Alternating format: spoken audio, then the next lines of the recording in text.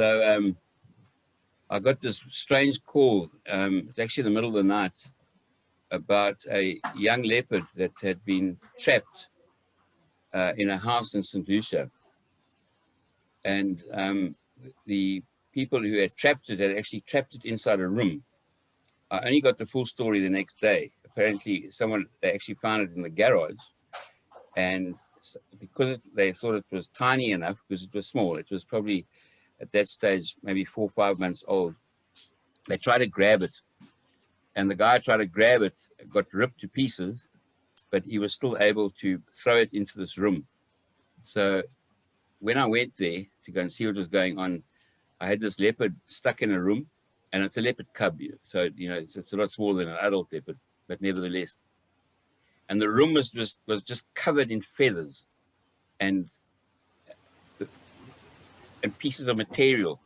This leopard had gone mad in there, and because it was in a bedroom, had ripped the cushions apart, had ripped all the bed, the blankets apart, everything. And I sort of had to wait, and it was hiding underneath the bed.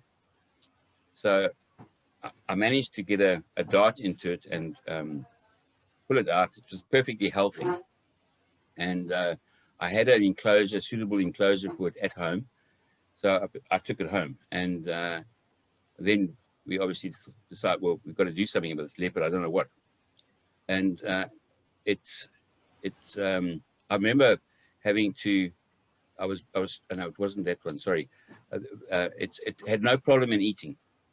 It was pretty simple to feed, and I had a room that I could lock the door, and then I could clean out its enclosure in the front, and then I could open the door. So it was a system that kind of worked.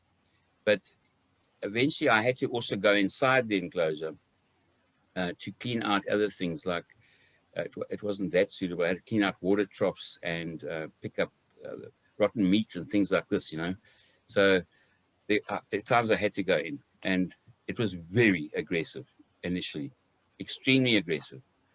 And if you see a mini leopard or in action, you don't want to be confronted with the teeth and the claws. So I contrived a manner where I felt safer. So I put my gumboots on. I had an old military greatcoat, which I put around myself. And I even had a military helmet to cover my head. And then I took a dustbin lid and walked in with a dustbin lid to bump it off in case it came at me. It was frightening. It was hissing and snarling. And in any case, it got used to me being around, and eventually it relaxed.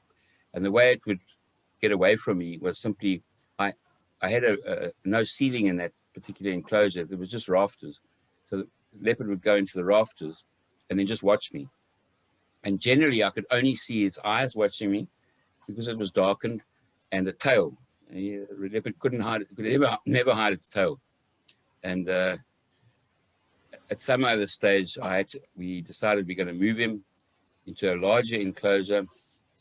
And at that stage, I'd had him for a good couple of months.